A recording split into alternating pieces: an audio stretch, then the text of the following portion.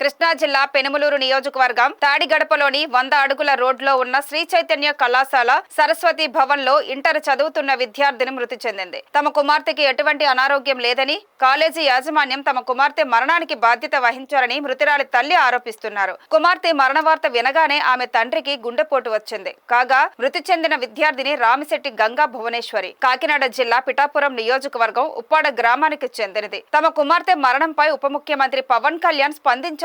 బాలిక కుటుంబ సభ్యులు కోరుతున్నారు.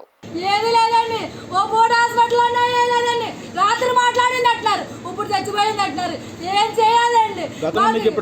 ఎప్పుడు తలబోడు కాదు, ఏది కూడా రాదండి.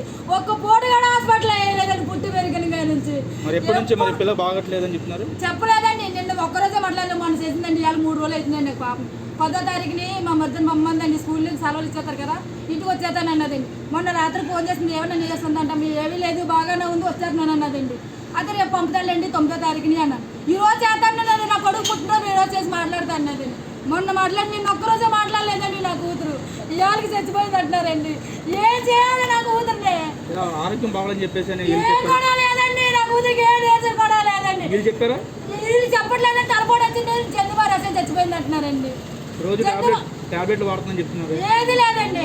మొన్న మా ఊరు వచ్చి కడుకోండి డాక్టర్, మా ఊరు అతను డాక్టరే వచ్చాడు, ఉప్పటి నుంచి డాక్టర్ని తీసుకొచ్చాడు.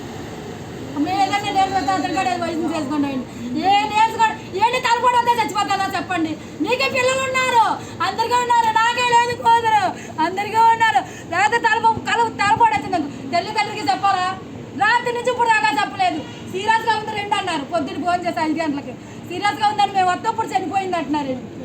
అంతే, మాకేమైనా ఇప్పుడు తలపోటు వచ్చిన ఏ డేస్ వచ్చినా తల్లిదండ్రులకి చెప్పాలా లేదా? బాధ్యత ఉంది వాళ్ళకి, ఆ బాధ్యత కూడా చెప్పరా మాకు? రాత్రి తలపోటు వచ్చింది అంటున్నారు, ఇప్పుడు చచ్చిపోయింది అంటున్నారు. ఏం చేయాలి చెప్పండి?